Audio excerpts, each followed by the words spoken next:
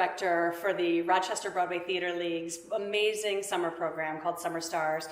We teach kids from middle school to high school all about theater and the performing arts. We try to make them triple threats, and then we do a big showcase in the end. It's something I've been doing for about 7 years now. I love it.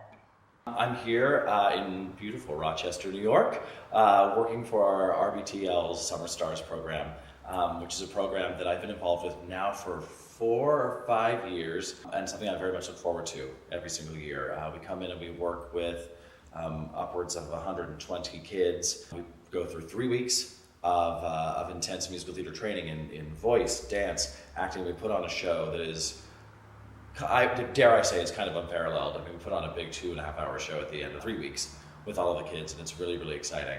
And I get to be here with some of my closest friends and colleagues. We get to come here, so it's really become quite a family affair to be here at Rochester Broadway Theater League for Summer Stars. I'd like to know about your journey from when you first started to act until your first Broadway show. Okay, I was in 2nd grade and I got very sick at home, and Singing in the Rain was on TV, and I watched it and I wanted to be Sid Charisse. I couldn't believe how fabulous she was. And so I started taking dance lessons right away, and I kind of always thought it would be a hobby. I never thought about it being a career because I didn't think it could be a career. And then at some point in high school it dawned on me, oh wait, somebody might pay me to do this. And so I went to the Boston Conservatory, and I was there for a couple of years before I got snatched up to do the national tour of Hello Dolly with Carol Channing. So that was kind of my first big show, and I've been singing and dancing and kicking my feet up on Broadway and beyond since. I was very active in my youth. I grew up in Orem, Utah, and I was very active in the community theater realm there. So I've been doing shows since I was about 8 years old. By the time I was 18, I said I'm getting the heck out of Dodge, and I moved to New York City to go to school. But very shortly thereafter, I booked a job. I went off on a non-equity tour of The Who's Taught Me, which to this day remains one of my favorite shows. And from there, I did a couple more tours, and was in the original Broadway cast of Footloose in 19. And from there, I was actually able to open Footloose on Broadway, go away on tour with that, and I came back and was able to close the show, which was kind of a wonderful full circle moment for me for my first show. I went on to do Aida, and then of course Wicked. I was in the original cast. And rode the Wicked train for about 3.5 years before I left and went on the road with Sweet Charity, which toured and actually played here at the Auditorium Theater. So I have come through as a performer here, and I remember it very, very well. We actually came because we're very smart in scheduling, and we came in January. So we were in Rochester in January, and I remember very well we had to walk to the theater from someplace that we were staying, and it was a snow boot moment, for sure. When you first decided to become an actor, do you feel like you were really prepared for the reality, the long days, late nights, rehearsals, auditions, weeks of touring on the road, etc.? I think coming from a dance background, I was very used to what it takes to make it, essentially. I think sometimes if you're coming from an acting and singing standpoint, you have a couple drama classes a week, or you have a couple voice lessons a week. Dancing is a full-time sport. So I'd get out of school and I'd be at the dance studio from 5 o'clock till 9 every night, and then I'd be at the dance studio all day on Saturday. So I kind of knew about the stamina that it took. I think for me, what I wasn't entirely prepared for was some of the heartbreak that comes along with being an actor. So that was something that certainly you have to learn through, hard knocks and what have you, but the good always outweighs the bad. But certainly I think being a dancer first kind of prepared me for the journey ahead. I don't know you can ever be really prepared for the life of being an actor, and it really varies. I don't think there's any consistency in what that experience really is. It depends on the show that you're in. Are you in a show? And I think one of the things that is kind of most telling about an actor's life is the times when you're not working. It's such a blessing as an actor to get to work. It's a very competitive field, and you have to be able to support yourself in between the gigs, and that's where it gets a little. You see what you're made of in those moments. So for me, I think the biggest surprise, I was fairly fortunate bouncing from Broadway show to Broadway show for a while, and when I kind of hung up my tap shoes, I think the biggest surprise for me was, oh no, now I've got to survive without having this structured life, and knowing that I come in for my fight call at 7:20, and half-hour call at 7:30 and show at 8 o'clock. And that becomes kind of a structure. So I think the biggest surprise for me was learning to exist within show business when I didn't have a show per se. I've gone on to create a lot of my own things. I do Broadway sessions in New York City. I host Broadway Con in New York City. I have a podcast through Playbill and a web series on BroadwayWorld.com. All things that I've created. But leading up to being able to do those things, that was kind of the biggest surprise. But generally speaking, I don't think you can ever really be prepared for what it is, because I think there's no solid structure. If you're climbing the corporate ladder, you know that you show up at 8 o'clock in the morning and you work and you do as you're told and you turn in your things on time and you network with your people and you go home. And, when you're in show business, our 11:30 p.m. is everybody else's 5 o'clock p.m. Happy hour starts at 11:30. So it's a very interesting lifestyle, vastly different, I think, than what we would call a normal lifestyle, but it's a heck of a lot of fun.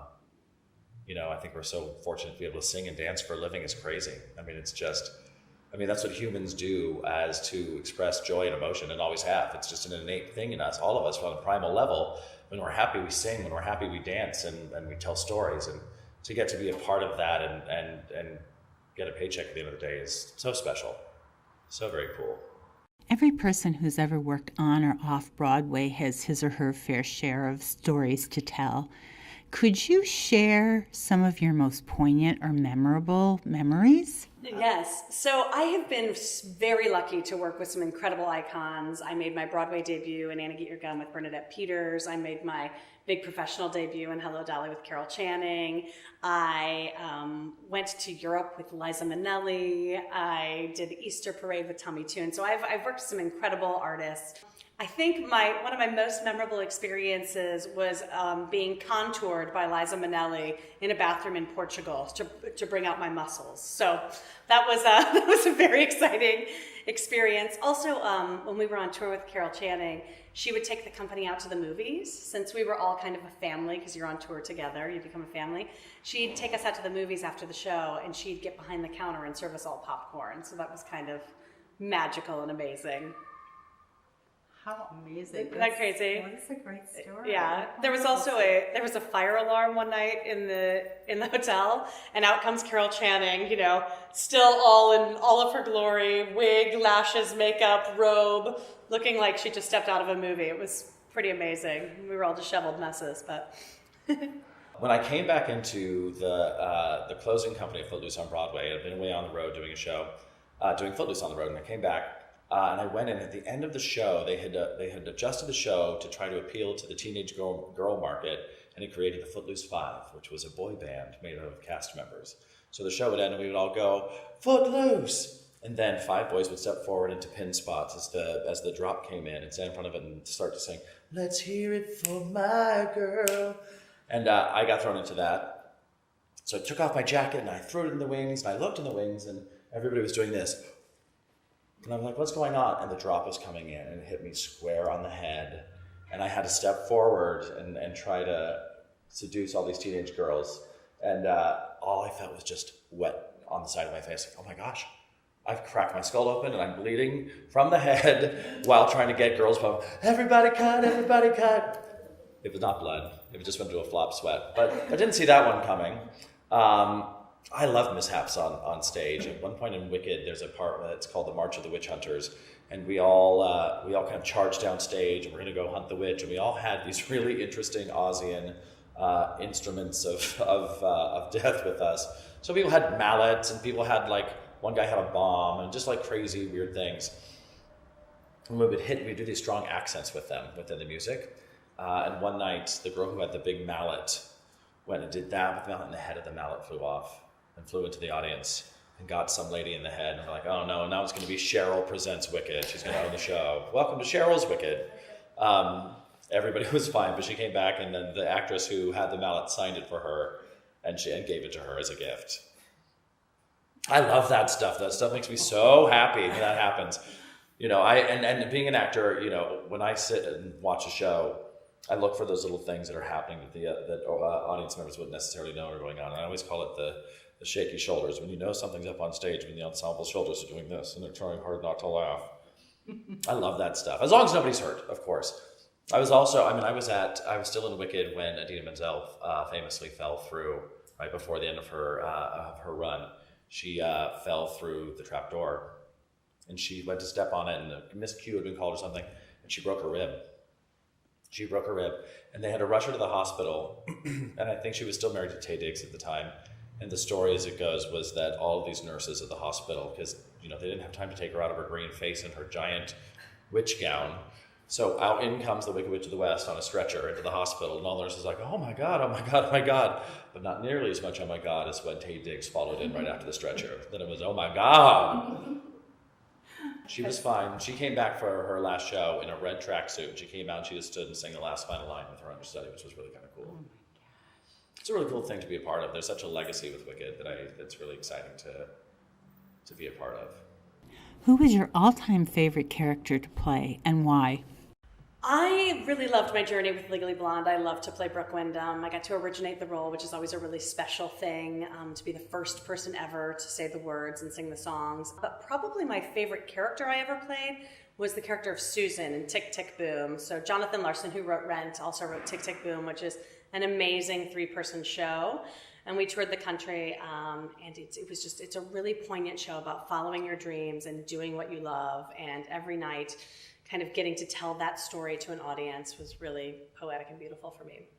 How interesting. I'm ashamed to say I haven't even heard of that show. No, it's an awesome show. He wrote it before he wrote Rent, and he used to perform it solo around New York City. And then obviously he died during Rent, and so they kind of went back through his catalog to find things, and they found Tick, Tick, Boom, and his parents paid the money to have somebody adapt it, and it's a wonderful show. Well, when I was on tour with Charity, I got the opportunity to go on. I went on several times as Oscar in Charity, which means I got to play opposite Molly Ringwald, which was kind of such a surreal experience to kiss Molly Ringwald, and yes, it's that good. Cross that off the bucket list. Then that's a really kind of fun, manic, frenetic character to play, which I relate to, kind of. Now, why doesn't that surprise Are you not surprised by that? What an interesting twist. So I really, really enjoyed that. So tell me, how do you prepare for your roles? Each role is different. So certainly for Legally Blonde, it was very strenuous on my body physically. And so I'd get up and I'd go to a hot yoga class, and then I'd go to a dance class, and it was all a matter of keeping the stamina up, because jumping rope and singing at the same time, which was what I had to do as my character, really took a lot out of you. So that was kind of that journey. But then there's other things, like I played Cassie in the national tour of A Chorus Line, which was amazing, and that's a little bit more similar to who I am as a person. So the prep work is a little bit different. But you really just try to get in to the psyche of the character that you're playing and figure out what makes them tick and what their likes and their dislikes and everything about them. So things that the audience would never know that you know about the character. You've kind of done that background work. Everybody has their own process that they go through. And there are people who get incredibly deep, and they go through and they meticulously examine the text, and they work through it, and they think about their characterization. And we all in training as an actor, we look into some of that. For me, I just kind of dive in and want to play with the creative team and see what I find in it and see what they find in it, and mix it all together and see kind of what comes out, because theater is such a collaborative effort. Audiences come in the door and they see the actors up on stage and they go, that's it. They have no idea the village, the city, the state that is involved in making these things happen. Everybody has to be simpatico, from the lighting designers and sound designers and the stage managers and the orchestrator and the conductor and the musicians, and there's so many moving pieces that you don't see when you see that very polished final product.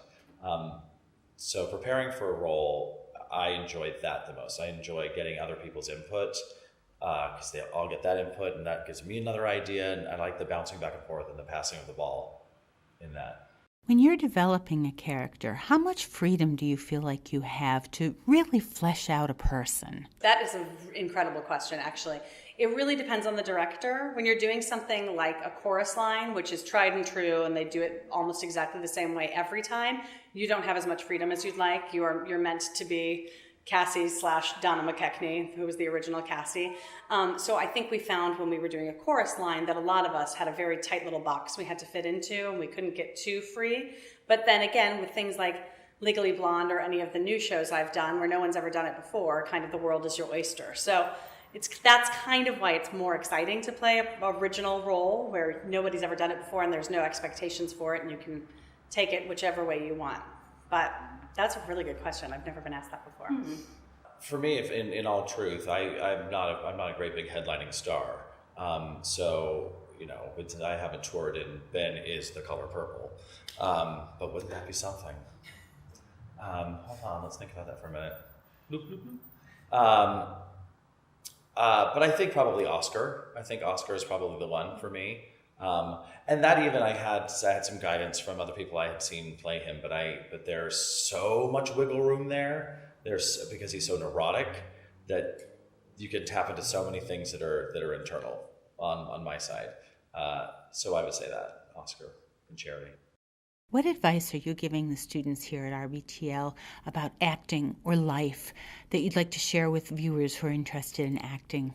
What is amazing about this RBTL Summer Stars program is we've got kids from all over, different walks of life, different experiences. Some of them have been singing and dancing their whole lives. Some of them are just starting out.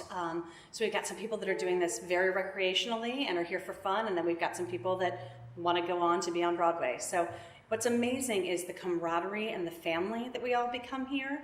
And we just want everyone to work hard, and if they're going to take that with them and their work ethic, no matter what they do, if they become a lawyer or a doctor or a veterinarian or a Broadway actor. So we try to instill in them a sense of determination and hard work and never giving up.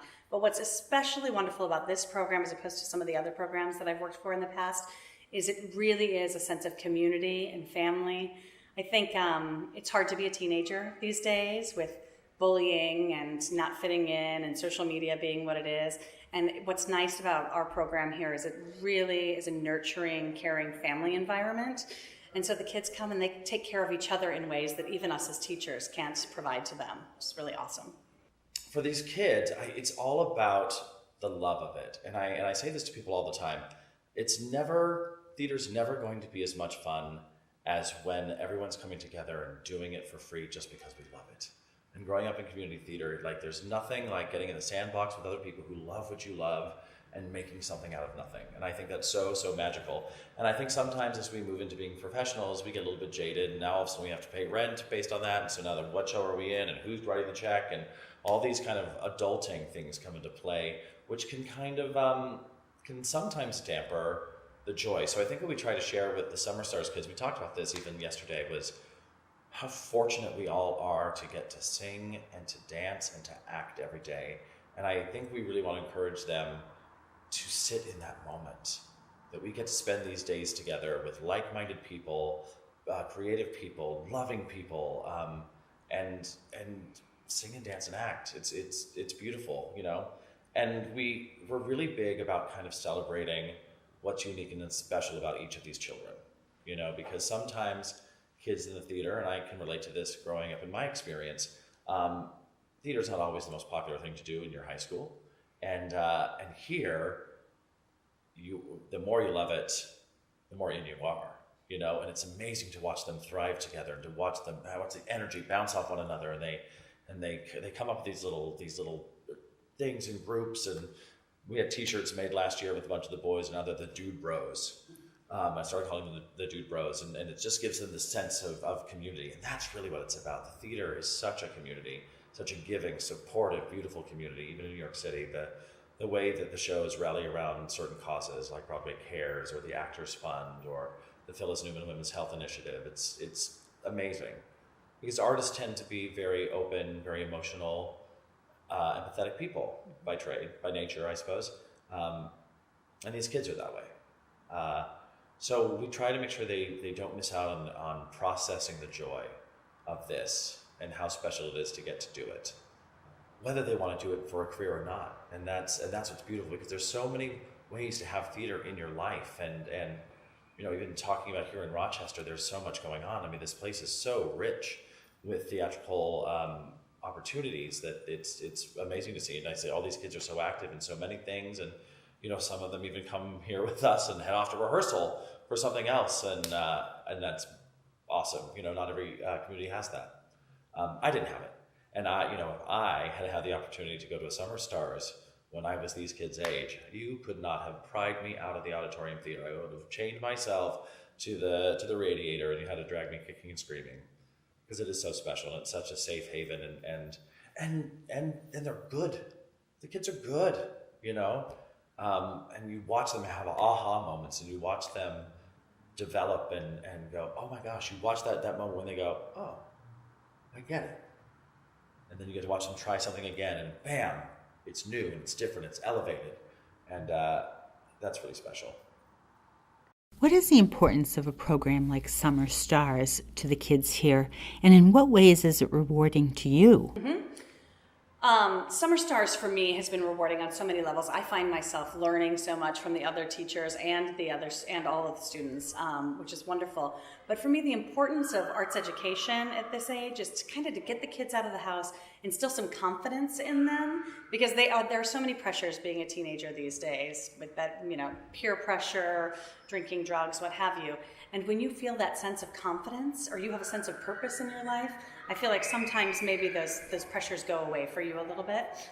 So that's one of the main things that's awesome about the Summer Stars program, is then they have each other, and they have each other all year long. They go see each other's shows all year long, and they really support each other. And it kind of takes some of the pressure out of being a teenager, I think, in this day and age. It's in seeing the kids feel proud of themselves, to see them excel, to see them grow, to see them change, to see them be loved and be celebrated. That is all of it for me, because they're all, to a great extent, they're all little mini-me's.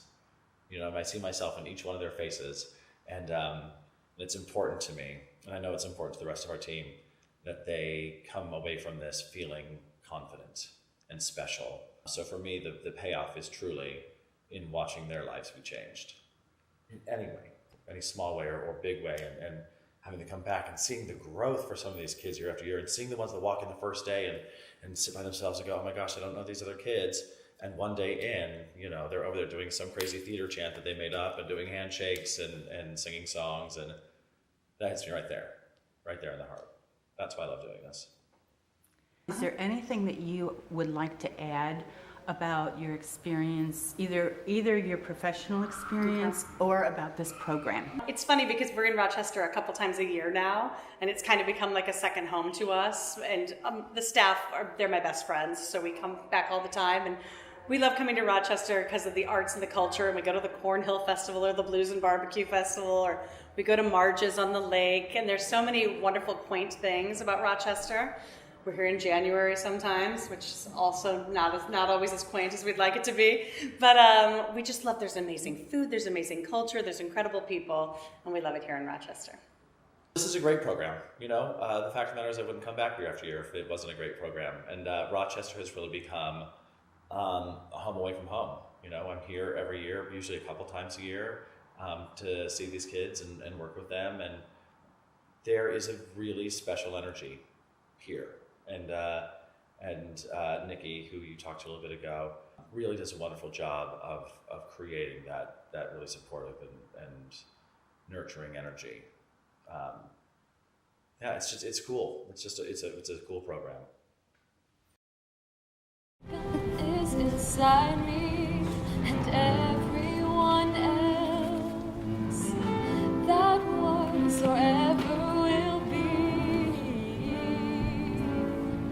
And when you learn the truth so real, and when you love the way you feel, you found it. Just as sure as moonlight bless the night.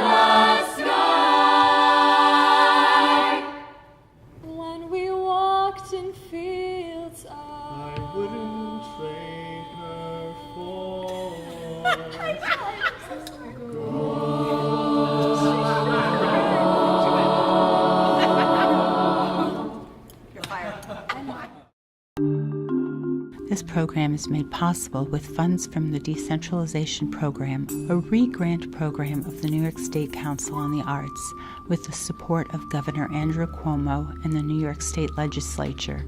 It is administered by Livingston Arts, a member-supported organization. It is made in association with RCTV.